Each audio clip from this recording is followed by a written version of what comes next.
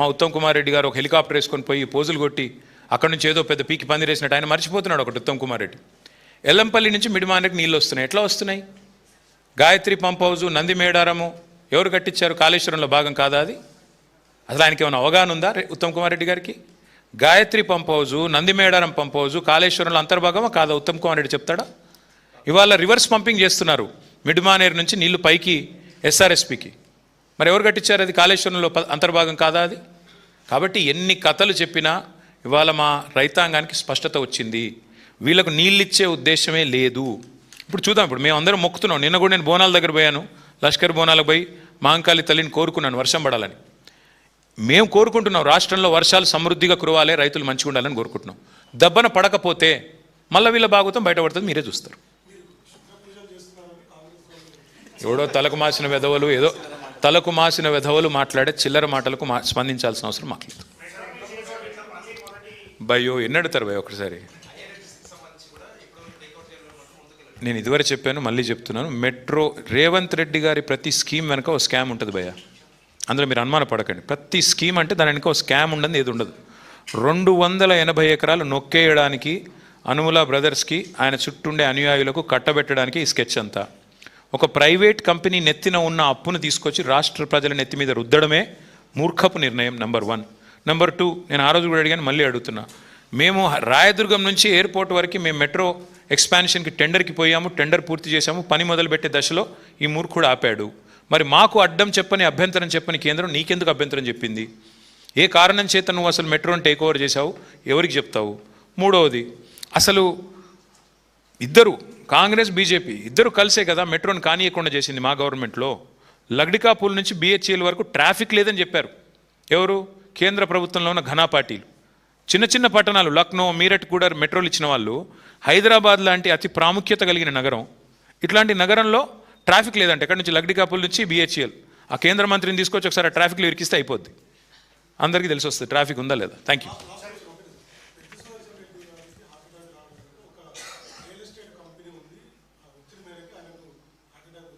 ఎవరన్నారు? నాకు ఐడియా లేదు. కాకపోతే ఒకటి మాత్రం వాస్తవం, మా నాయకులందరినీ వేధిస్తున్నారు. ఇది మాత్రం వాస్తవం. ఆర్ఎస్ ప్రవీణ్ గారు మాట్లాడారు, నేను చూశాను. మా నాయకులు ఒక్కరిని కాదు, ఈ రాష్ట్రంలో ఉన్న మా పార్టీ నాయకత్వం గ్రామీణ స్థాయి నుంచి రాష్ట్ర స్థాయి దాకా అందరం కూడా ఇలా టార్చర్కి బాధితులమే. కొంతమంది కాకపోతే ఆరోగ్య సమస్యలు వారు ఉన్న పరిస్థితుల్లో వారికి నిజంగానే కొంత అది కొద్దిగా ఎగ్జాజరేట్ కావచ్చు, ఒత్తిడికి లోన్ కావచ్చు, జరిగి ఉండవచ్చు. ఎందుకంటే ఒకటి మాత్రం వాస్తవం, సుదర్శన్ రెడ్డి గారు నా దగ్గర కూడా వచ్చారు. ఇట్లా కేసులు పెట్టి మా వాళ్ళు నర్సంపేటలో ఉండే కొంతమంది వ్యాపారులను వేధిస్తున్నారు, వేధించి నా పేరు చెప్పమని చెప్పి పోలీసులు ఒత్తిడి పెడుతున్నారు. నాకు కూడా వచ్చి చెప్పుకున్నారు. నేను కూడా ఒకరిద్దరు చెప్పాను, లాయర్లకు చెప్పి చూడండి కేసు ఏదైనా ఉంటే మనం న్యాయస్థానాల ద్వారా మనం రిలీఫ్ తీసుకుందామని చెప్పాను. సుదర్శన్ రెడ్డి గారు ఒత్తిడిలో ఉన్న మాట వాస్తవం, ప్రభుత్వం ఒత్తిడి చేసిన మాట వాస్తవం.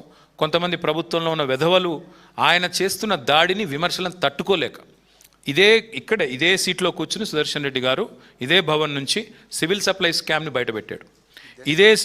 ఇదే సీట్లో కూర్చుని విద్యాశాఖలో జరిగిన బంకర్ బెడ్స్ కుంభకోణాన్ని బయటపెట్టాడు. బయట పెట్టడంతో ఆగలేదు మా సుదర్శన్ రెడ్డి. అవన్నీ తీసుకెళ్ళి ఆ మొత్తం కాగితాలు, ఆధారాలు తీసుకెళ్ళి ఈడీ ఆఫీస్ పోయాడు, అక్కడ ఇచ్చాడు.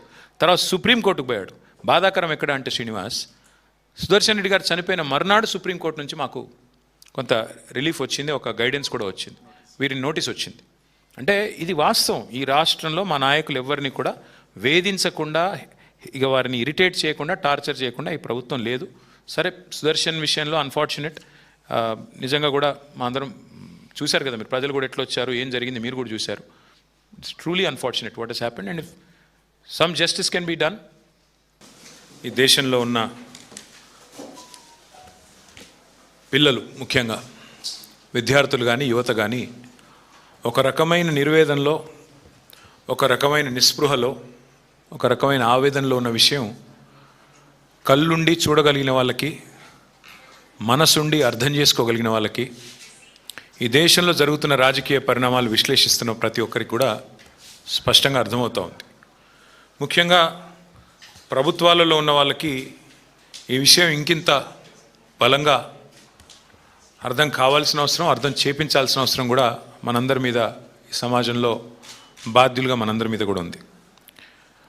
ప్రతి సందర్భంలో యువతని ఒక ప్రచార అస్త్రంగా వారి కష్టాలను ఒక రాజకీయ అంశంగా మలుచుకోవడం, వారిని వాడుకోవడం, ఎన్నికల గండం దాటిన తర్వాత వారిని నట్టేట ముంచడం అనేది ఒక ఆనవాయితీగా ముఖ్యంగా కాంగ్రెస్, భారతీయ జనతా పార్టీలకు మారిపోయింది. వాళ్ళ ఈ రాష్ట్రంలో ఉన్న కాంగ్రెస్ ప్రభుత్వం ఏదైతే ఉన్నదో ఎంత ప్రచారం చేసింది, ఎంత హడావిడి చేసింది, గతంలో బీఆర్ఎస్ ప్రభుత్వం ఉన్నప్పుడు ఎంత ఆవేశపడ్డది యువత విషయంలో మీ అందరికీ తెలుసు. కానీ ఇవాళ విచిత్రమైన పరిస్థితి రాష్ట్రంలో. ప్రచార సభల్లో మాత్రమే కాదు, రాష్ట్ర అత్యున్నత సభ, చట్టసభ, అసెంబ్లీలో జాబ్ క్యాలెండర్ అని చెప్పి డిక్లేర్ చేశారు, విడుదల చేశారు. మా అందరికీ, మేము ఎమ్మెల్యేలుగా ఉన్నాం, మా అందరికీ కూడా క్యాలెండర్ను పంచారు. మేము అదే రోజు చెప్పాము, ఇది జాబులు లేని జాబ్ క్యాలెండరు, ఇందులో ఏమీ లేదు అని చెప్తే కూడా లేదు లేదు లేదు మీకు తెలియదు, మీరంతా కావాలని మా మీద బట్టగాల్చి మీదేస్తున్నారని చెప్పి మరి ఆ రోజు మా మీద దుమ్మెత్తిపోసే ప్రయత్నం చేసినారు. సరిగ్గా ఇప్పుడు 2 ఏళ్ళు అయింది. శాసనసభలో జాబ్ క్యాలెండర్ విడుదల చేసి 2 సంవత్సరాలు గడిచింది. సరే, వీళ్ళ డిక్లరేషన్ల పేరిట యూత్ డిక్లరేషను, విద్యార్థి డిక్లరేషను, ఈ డిక్లరేషను, ఆ డిక్లరేషను అని బిల్డప్ ఇచ్చి ఢిల్లీ నుంచి పెద్దవాళ్ళని తీసుకొచ్చి కూడా మీటింగ్లు పెట్టి ప్రచారంతో ఊదరగొట్టారు. సరే, ఆ సభలు పనికిమాలిన చెత్త సభలు అనుకున్నా, వాళ్ళు పెట్టిన సభలు కేవలం ఓట్ల మాయ కోసం చేసిన సభలు అనుకున్నా, చట్టసభల కన్నా గౌరవం ఉండాలి కదా. మీ చెత్త సభల్లో పెట్టిన వాటికి ఎట్లాగో హామీలకు దిక్కులేదు, కానీ చట్టసభల్లో పెట్టిన క్యాలెండర్ కూడా దిక్కు లేకపోతే మరి వాళ్ళ ఏ రకంగా ఈ రాష్ట్రంలోని యువత మరి ఈ ప్రభుత్వాలను విశ్వసించాలి అనేది మన ముందున్న ప్రశ్న.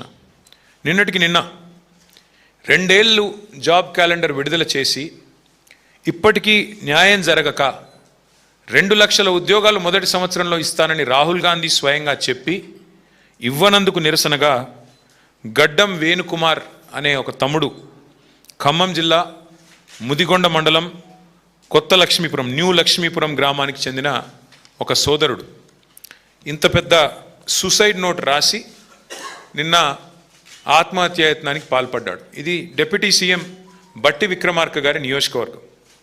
ఆ తమ్ముడు ఎంత స్పష్టంగా రాసినాడంటే ఈ లెటర్లో, జాబ్ క్యాలెండర్ ఇస్తాము అని మేనిఫెస్టోలో చెప్పడంతో నిరుద్యోగులమంతా కాంగ్రెస్ను గెలిపించాము, కానీ గత గవర్నమెంట్లో మిగిలిపోయిన నోటిఫికేషన్లు పూర్తి చేశారే తప్ప 2.5 సంవత్సరాలుగా జాబ్ క్యాలెండర్ ఇవ్వలేదు. జాబ్ క్యాలెండర్ ద్వారా ప్రతి సంవత్సరం నోటిఫికేషన్ విడుదలైతే నిరుద్యోగులకు ఈ దుస్థితి వచ్చేది కాదు అని చెబుతూ, మా మధిర నియోజకవర్గం పరిస్థితి చెప్తున్నాను, డిప్యూటీ సీఎం గారు జోక్యం చేసుకోవాలి అంటూ మొత్తం వివరంగా